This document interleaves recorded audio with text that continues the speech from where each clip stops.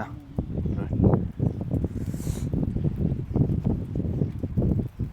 แข่งฝาแข่งพลพี่น้องเนาะมันเท่าไหร่อ่ะ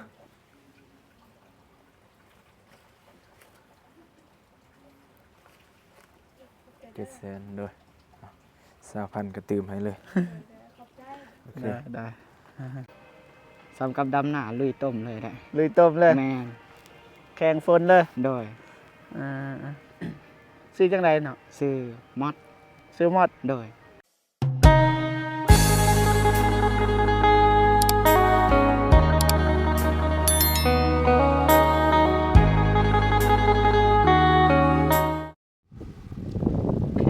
พี่น้องนะเปิดภาพมาแกะเอาละอยู่ส่วนไอเตียงคือเก่าพี่น้องเอ้ยแต่ละมือแต่ละเวนพี่น้องเอ้ยบางยากะมาแต่เพิ่งเขาเจาะเทเฮือนบ่เมกเรียบร้อยเลยแวะมาทางนี้พี่น้องเอ้ยได้แล้วเรียบร้อยแล้วป่ะยังไม่ทันเรียบแต่ว่าพักพรได้สบายดีเด้อ สองพ่อเมียลมยังกันสบายดีเด้อรอนะรอแล้วจะมีเมียนะไปใช้เลยไปใส่เบิดเลยล้างมือพักผ่อนบ่จากมือเลยมานี่บ่โดยมามือเครื่องมือนี่กับล่างขณะบริยินเท่าไรมาเมื่อวานนี่ตอนเที่ยงกับมือนี่เต็มมือเครื่องคิดว่าจากมือเสียแล้วนี่บ่โดยประมาณ3 มื้อแล้ว3 มื้อแล้ว3-4 มื้อคันไว้สุดได้เนาะทางนั้นก็มันก็บ่ยากเลยแม่นทางนั้นไม่แต่แถวนี้แหละหนักสุดคือเห็นแถวนี้เป็นต้มเป็นน้ำเปรียบเทียบบ้างเสียหญ้าอันนี้ซ้ำกับยังซ้ำกับดำหนาลุยต้มเลยได้ลุยต้มเลยแม่นแข่งฝนเลยโดยซื้อจังไรเนาะซื้อมอดโดยคุณนะคุณเนาะน้องทรายแดงป่ะแม่แบบลูกปลาลูกลุงเนาะโดยมานั่นทีมงานแดงไปนะมีเมียแล้วพันวาเด้อทางนั้นว่าแมนตี้ทีมงานทางนั้นคนกับบ้านโดยสิกินยังตอนแรงยังบ่ทันหูเถอะทันหูนี่แหละไปเบิ่งแม่กินธรรมศาสตร์มะอึกมะแป้งคืออันได้นี่ยอดมะอึกมีโดย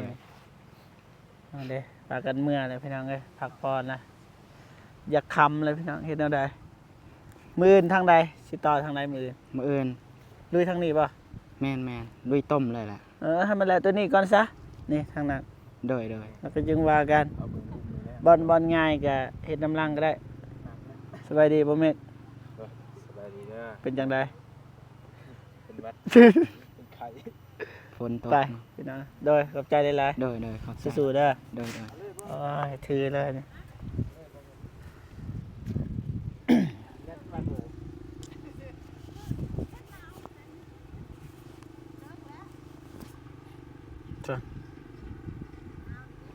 ก็ได้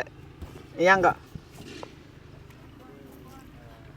จะพาก็บริยินนะว่าสิเอาเงินให้เพิ่นเลยนะว่าเพิ่นนี่อ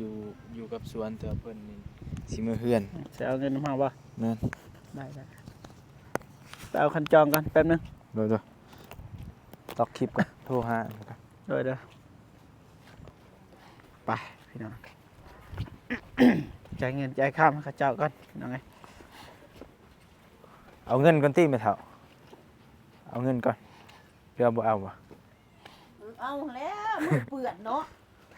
ล้างมือก่อนเพิ่นว่า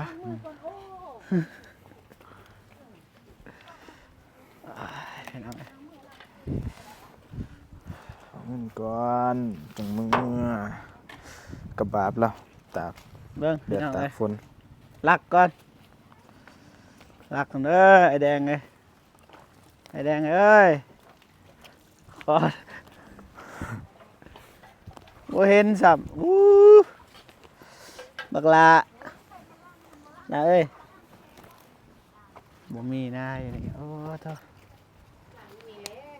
ไม่มี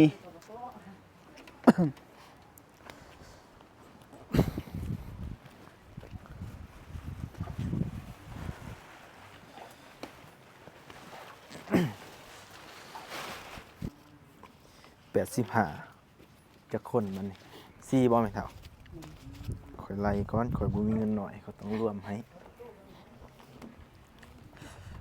เท่าใดเพิ่นว่าเท่าใด โอ้คุณเทืองบ่ โดย 1,700ครึ่ง ว่า เทิงว่าเทิงวันอันนี้ อันนี้เครื่องวันบ่เครื่องวันก็ 4คน หักแต่ว่าพักกันลงแต่11โมงส่วน อ๋อฝนเศร้าแล้วก็มาลูกนะแนวอีแนทมันบอกเนี่ยคันว่าฝนบ่ตกแล้วก็มาสวยก็ยาเพิ่นว่าจักแล้วอุ้ย 3,400,000 เราแต่นี่แหละผู้จ่ายเงินไปแล้วเอาบ่กล้าเว้าหยังแล้วเอาบ่ฮู้แล้ว 11โมง สิให้ ปกติลงตอนแรกจังโมง1โมงเนาะครับ2โมงครึ่ง จังแล้ว บ่แม่นสิให้วันเท่าใดซั่นเท่าใดจะสิให้ 10,000บ่คนละ10,000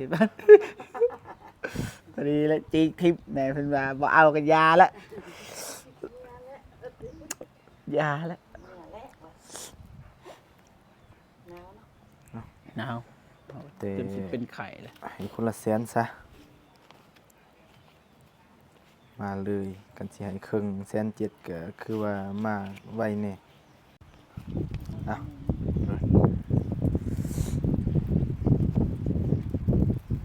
แข่งฝาแข่งพลพี่น้องเนาะ ใจกับใจละลาย โดยเอ้าอื่นเข้า บ่ มา พอ ซอย ใจก็บ่จักสิเว้าแล้วบ่แม่นใครเท่านั้นแหละ ขอบใจแล้ว ว่า85พี่น้องเนาะเครื่องมือ85แต่ว่าอันนี้เฮาให้เพิ่น100,000 แล้วก็แถมนิดนึง โดยเพราะว่าเพิ่นมาก่อนชั่วโมงครึ่งเนาะก็เลยให้เพิ่นคนละ100,000เนาะตืมให้แล้วก็ซุมเพิ่นนี่คนละ1,700,000 4 คน คุณบ่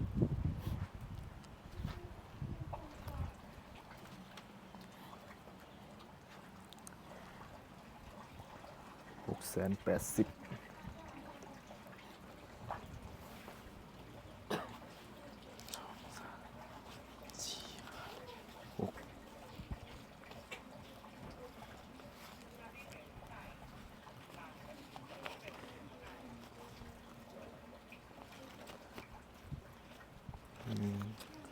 2 3 5 6พอ1 2 3 4 5 6 700,000เลย700,000เลยฮะ ใช่มันถึง 2 680 4 680 7โอเค เอาเงินเลย ออกมานอกก็ได้นะให้มันแจ้งนะให้น้องสายเพิ่นออกนอก เพิ่นว่าวันเท่าไหร่อ่ะ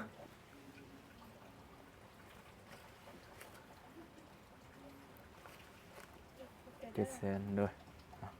20,000ก็ตืมให้เลยโอเค ได้ เพราะว่าจากเพิ่นวัน1,700,000เพิ่นเนาะเล็กๆน้อยๆเฮาก็ตืมให้เพราะว่าเพิ่นก็อุตส่าห์แข่งฟ้าแข่งฝนเนาะ นักกินนักยากับเพิ่นแหละหานี่แหละไอ้แดงเพิ่นมะเขือ ใครอยู่ มะเขือ เพิ่นปลูกไว้หลายจำเครือหมัก มีมะเขือมี แตง ครบเบิดนะไอ้แดงนี่ พริกก็เป็นหมากหรือว่าหมักพริก โดยแล้วก็พุ่นผักไอ้คู่ไอ้หยังก็มียอดมะอื้อไอ้หยังก็มีมะแตงก็มีกินธรรมชาติแล้วดีเลย เจียวพระอีคุ สบายดีเด้อไอ้แดงเด้อ เดี๋ยว ฟังให้ว่าเพลง ฟังอยู่ ว่าเบิ่งซื้อเพลง ไอ้ยักษ์ ซื้อเพลง ตายยังไง ไอ้หยังน้ำตาถึกแล้วน้ำตาแบบ โตต้นทบิดอาบ่จือบ่คล้ายๆคือเฮาเอาผลไม้มาไว้ดนๆน่ะนะเอิ้นว่าหยัง ดอกน้ำตา แล้วนั่นแหละแสดงว่าฟังแล้วเนาะจักเทื่อเอาเทื่อโอ้สมพอวิวขึ้นย้อนไอ้แดงนี่ดอกวิวขึ้นย้อนเจ้าไอ้แดงเอ้ยขอบใจหลายๆเด้อให้น้องได้แน่เงิน50 ล้านในทีมงานได้แน่ อะบ่ทันฮอด ใส่ห้าก็ได้ 5% 5% กำจาสิเต็มร้อยคือเอา ล้านซัมวิทปี 2026นี่แหละ บ่มีวีแวว มันบ่มีวีแววมันสิไปต่ออันนั้นไม่ได้สิหยุด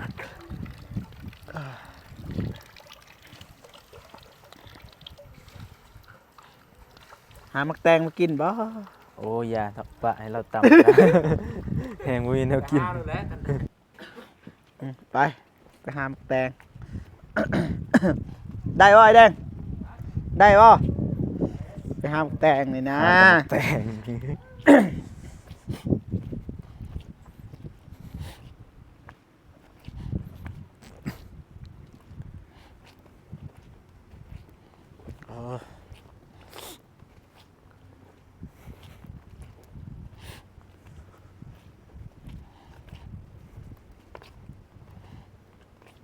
บ่เห็นละ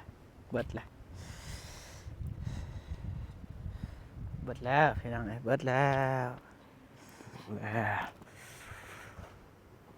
เบิดแล้ว ยอดบักแตงกินได้ปะ จังวะบ่เคย หรือ กิ ว่าน จั กิ ก นแต่ เทื่ ยอดบักอึยอดบักอึจะเคยกินปะ นี่ เคย ปะผักบัว บัวหัวหอม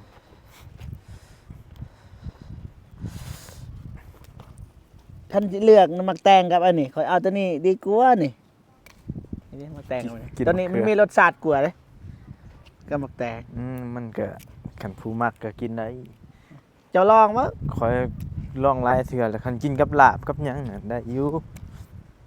ลองนะหมากหนึ่งลองมั้ง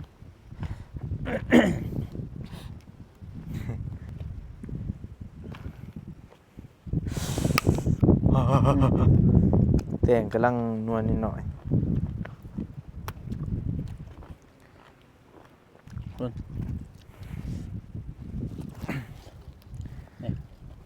มันยังน้อยไปหน่อยปะ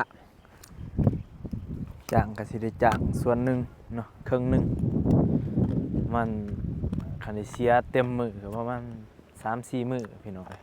รวมแล้วก็5มื้อ ก็หนักอยู่จ้างคนเสียหยาวันหนึง1.6 1.7นั่นน่ะ1.7เพราะว่าต่ำสุดแหละสำนักคันเขต มักแตง ใช่โอ้ใหญ่เติบแล้วเนาะ ไผ่ก็บ่อยังมาเบิ้งเนาะ เบิ่ง เก็บ เครือหน่อยๆคือสิบ่มีเนาะ แล้วเอาน้ำกายเนี่ยเก็บให้แดงก็ได้ ได้แล้วเดี๋ยวบอกเพิ่น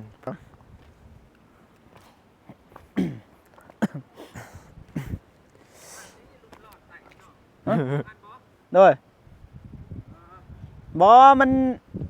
เห็นอยู่ตัวนี้ เพราะว่ามันเคลื่อนน้อยนะเขาคือว่ามันบ่มีไผ่กระกายวันนี้ เพิ่นเป็นจ้อย เดี๋ยวมาเจ้าของมาแล้ว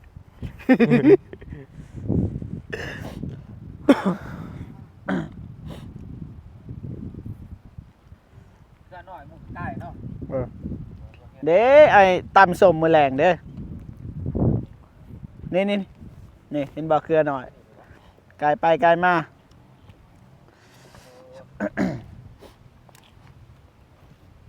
เอ้าบ่ว่าบ่เห็นธนาพ่นอยู่เทิง2 หน่วยครับ โอ้2 บาทเนาะ คันอายบ่มีแนวกินเด้ตอนแรงเด้ นี่นะ มีนะ ตัว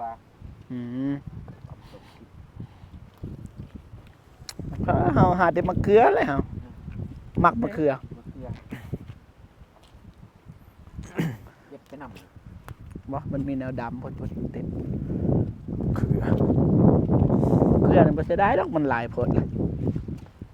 คันมันว่า คิดยากเขา ธรรมชาติบ่ แม่ ดี ยากเล่นดอกหลาย ดีแล้วคันว่ามันสั่นเบาเจ็บนี่ตุยแล้ว โอ้ มันเปื่อยเบิดละ เอ็ดปวก มักแตงเนี่ยบ่ต้องเปิดก็ได้นะข่อยนะข่อยหามักแตงแต่น้อยฉันมีคนก็เห็นข่อยฮู้แล้วเครือมันอยู่บันได เพื่อนน้อยๆครับเนาะ ดูไฟกระเล่งใส่แต่เขือใหญ่ โอ้ยไผก็อยากมาเบิ่งมาแต่บ่นี้แหละบ่มีเนาะหมากนะ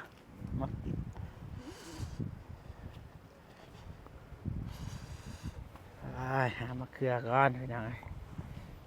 ว่าไปบ่สุกบ่ ผัดธัญญาหาร เดือนมากินแล้วต้มบักดิบ นั่นบ่ป้าฝุ่นผู้บ่พี่น้องเอ้ยมันคือหยังนี่ มักพริกงามเลยนะ มะพริกงาม แต่มันบ่มากอ้าย ทันได้ฮอด มันทันฮอดปะ เอ้ยมาก ใส่ เต็มเลยทันเด็ด โอ้ตัวหมากก็มีเด้ป้าพี่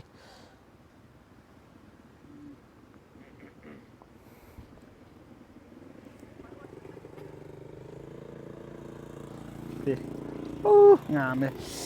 กินกับ สิได้ตำแจวแล้ว ตำแล้วตำได้แล้วหมากใหญ่จอยก็ได้ลกทุดินอีกกำลังเป็นดอก เล็บโทเดนโอ้งามเลยเป็นยังวะคนปลูกงามก็งามคนปลูกบ่งามก็บ่งามนะไอ้แดงเลยมะเพ็ดนี่อีหลีเด้น้องปลูกอยู่เฮือนเมื่อยจนเมื่อยบ่งามยอมบ่เห็นเนาะมะเขือเนาะอยู่นี่ เขาเก็บเบิดเลย บ่มีแล้ว เก็บเบิดเลย ห้ามเขือ มันดัง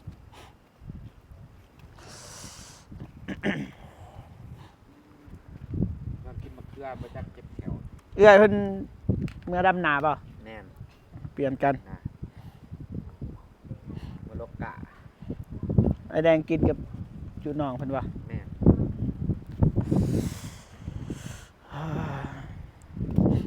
สิได้กินแล้วนี่ให้ เริ่ ไอ้ ม แดง แล้ว ต้มให้แล้ว เริ่มยุบ ตัว แล้ว นี้ยังอีกจักทิศ ยังประมาณ3ทิศก็ได้กินได้ ตัวนี้เด้ตัวนี้นะเฉพาะตัวนี้นะ 3ทิศ จะยา เจ้าอันนี้ดูสตางค์ทำแล้วไอ้แดงจัดการ จอมสังหารนี่เด้ไอ้ หน่อยเนาะน้อย หมอมันก็เก็บเด้คันเจ้าบ่เก็บมันก็ มันก็อันนั้น เปื่อยคือเก่านั่นไปใส่นิดนึงก็ใส่แล้วนะ พอได้กิน ๆน้อย อยู่กับธรรมศาสตร์น้องไง ก็ต้องย่างอยู่กับธรรมชาติ บริสิทธิ์ยาอย่างครูไอ้แดงครูเองนะวันใดข่อยซีดวันใดก็บ่ซีด